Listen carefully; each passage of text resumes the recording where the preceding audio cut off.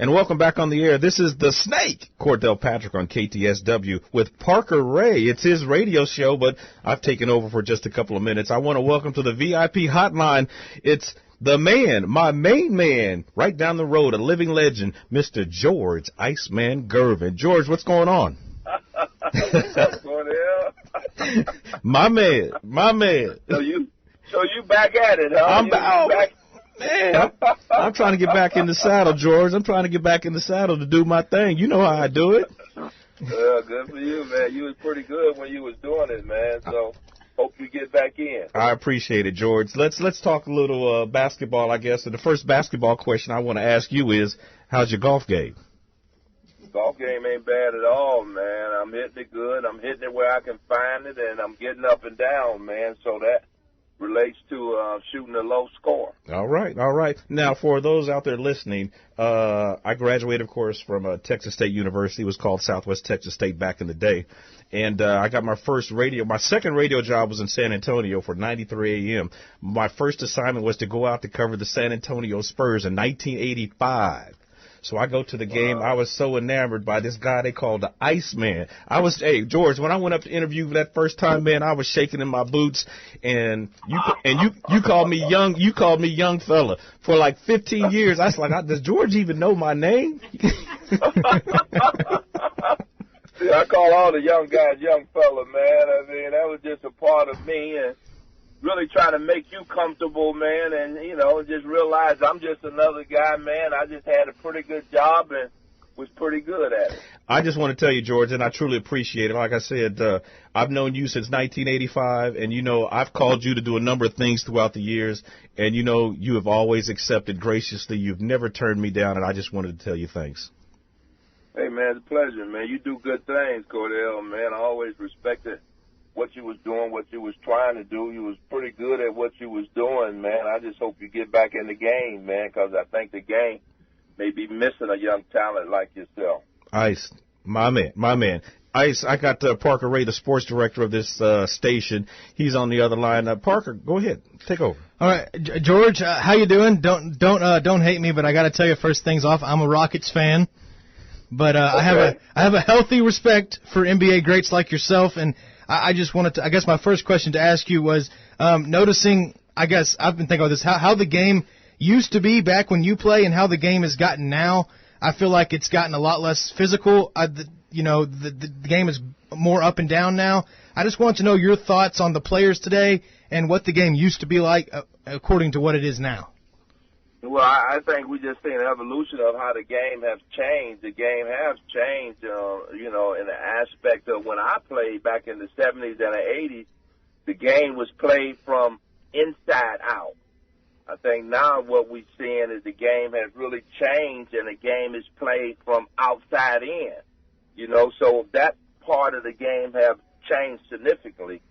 I think as far as the physicality of it, you're right, because when we played, you can actually put your hands on guys and forearms on guys and stop their forward progress. In today's games, it's more so played like college where you can't touch a guy. It's hard to guard a guy if you can't touch him, especially you got a guy that can handle the basketball. And I think personally that's why a guy like your Houston Rocket man, the Beard, is playing so well. Yeah. Because you can't touch him, you know can't. what I mean? And he can dribble and he can, he hold the ball 20 seconds. I'm not Yeah, he does. Oh, my God. Yeah, oh, my. Just pounding the air out of it. Yeah, he pounded, but that's where they got it set up. They got a coach like that at D'Antoni who played a fast-paced basketball game, so it really works for him. He's interesting to see play. I still love the game. You still got some great talented guys in the game.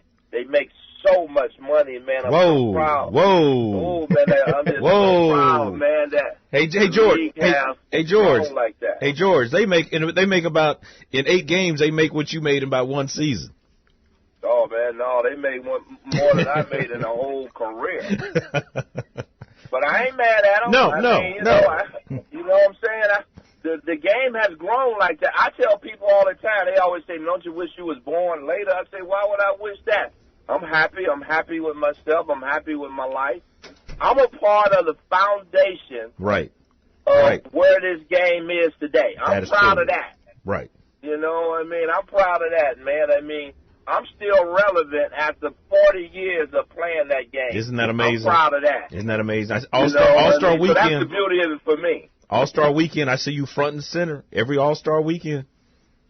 Hey, man, I appreciate it, man. I mean, the league has shown that they appreciate me. They make me an ambassador of the NBA. I go around the world for the NBA, man. I'm just proud of the relationship, man, that I have with the league and, with the San Antonio Spurs. I'm still in the front office with the Spurs. All right, George, got to ask you a Kawhi Leonard question. I watch ESPN nightly, and, I still have a number of connections throughout the league throughout my time doing the broadcast in San Antonio and for the Spurs.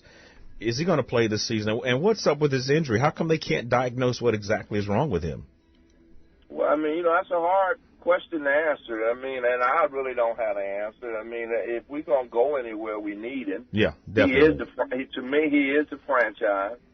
I mean, if he say he hurt, I mean, he hurt. I mean, if he say he's ready to come back and give 100, and be 100%, healthy, then he gonna come back, man. So I don't know the gist of the injury, man, but they need him. They need him if they're gonna compete. You got some good teams in that West, man. That Houston Rockets and the Golden State, loaded. Man, so you can't beat them with a half a team. No. Cordell Patrick with you, the Snake, alumni of Southwest Texas State. Did I say Southwest Texas State? Oh, I'm dating myself. Texas State University with Parker Ray, the sports director here at KTSW in San Marcos. Parker. Yes, sir. So, George, I just wanted to ask you another question about, I know you faced a lot of talented players, but what would you say was the hardest guy for you to defend and the hardest guy for you to go up against on the offensive end? Well, the hardest guy for me to defend wasn't none of them that hard. I mean, that wasn't my motto. It was. There you go. But the hardest guy that guarded me probably was Dennis Johnson, man, that played with the Boston Celtics. Dennis was a good size. I mean, he didn't really go for fakes. He was, he kept his feet. I mean, he squared me off, cut me off a lot. So Dennis probably was the guy. When I got 30, it was a harder 30 to get because of his defensive ability. George, I know you're a little pressed for time. I just want to say once again, I want to take the opportunity to thank you for doing this for me.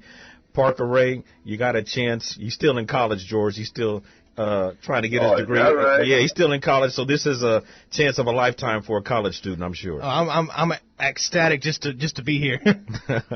George, once again, man. It was a pleasure. Yeah, George, good luck on your surgery tomorrow, too, okay? Hey, man, thanks, man. Okay, guys, man, good talking to you, Cordell. Yep. Stay up, man. Enjoy yourself, you man, know while it. you're down there in St. Mark. You know it. My main man, George Gervin, the Iceman, Cordell Patrick, the Snake with Parker Ray on KTSW.